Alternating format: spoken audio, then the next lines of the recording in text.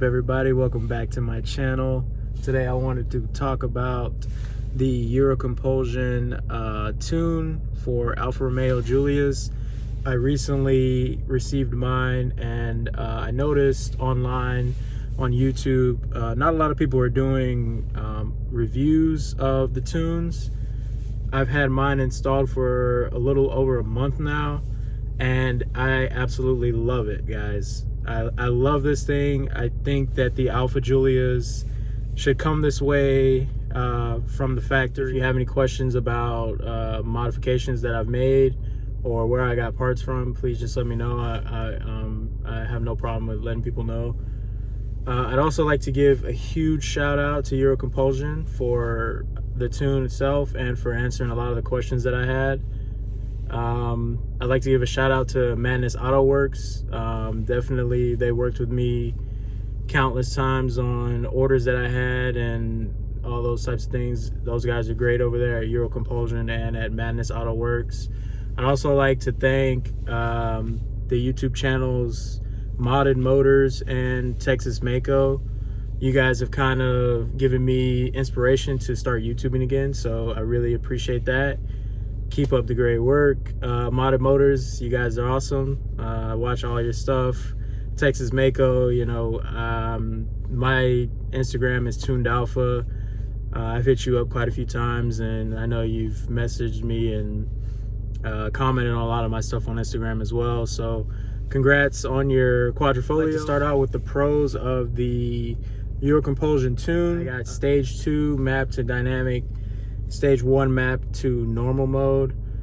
I typically use dynamic mode. I'll only go into normal mode when I first start driving because I want the car to warm up and not be under so much stress while it's warming up.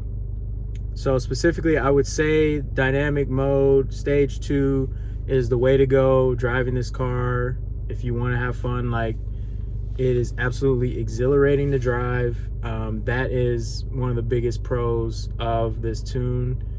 Obviously, if you are a car fanatic and you want to get the most out of the 2.0 Giulia, it's the way to go, hands down. I would say if you are on the fence about installing the Eurocompulsion Stage 2 tune, I would say just go ahead and do it. If you have the money, I would highly recommend you get it. You will not regret it. And yeah, I mean, there's really no downsides that I've seen so far from the tune that aren't necessarily worth it when it comes to the pros. Another pro is the pops and bangs. The sound is just great.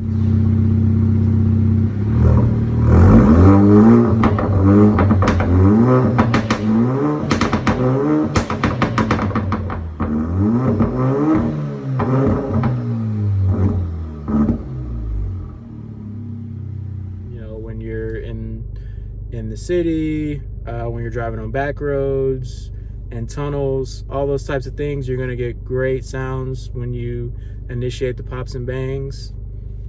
On down revs, as the car is down revving, and you know, if you watch the video from Eurocompulsion about it, you know how to engage that.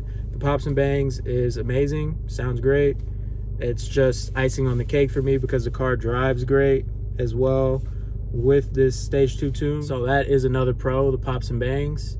The last pro I would say is ease of use. I've looked into quite a few of the other tunes that you can get for this car, and in my opinion, I think Eurocompulsion's is the easiest to install. And I could be wrong, but this is just my opinion. I think that the instructions were very easy to follow. As long as you follow the instructions as they are listed on the website, you will have no problems. My car is a 2019, so I did have to get the gate bypass for my car to actually flash the tunes to the car. So that was very simple to install. They give you instructions on installing the gate bypass, and that was very simple. So overall, I would say Another pro is that the instructions are very easy to follow. They're simple. You want to make sure that you follow them, because if you don't follow the instructions, to the T, then you could have some problems. So just keep that in mind. If you're going to get this tune, follow the instructions. Make sure that if you're going to get a tune that is 93 AKI for your fuel octane, that where you live has 93 octane fuel. That is one mistake that I made. I ended up getting my tune mapped for 93 octane, and I realized here in Washington that they don't have 93 octane. I've been using 92 on my 93 octane tune map, and my car has been running well. But I also had a map revision done by Eurocompulsion, and I had them send me a 91 octane tune map, just for the purpose of, if I start to have any issues, then I can just bring it down. And my plan is at some point to just change it back, or change it down to a 91 octane tune anyway. So keep that in mind. Whenever you get your tune map done by Eurocompulsion, just keep it in mind, if you're actually going to have 93 octane in your area, you want to make sure that you have that. But yeah, other than that, those are the pros that I have. For the cons, my car has gone into limp mode 3 times in the month that I've had the tune installed so far. So the first time it went into limp mode, I was on the interstate and I had just put fuel in my car. So the fuel that I put in my car may have been part of the issue, but I'm not too sure.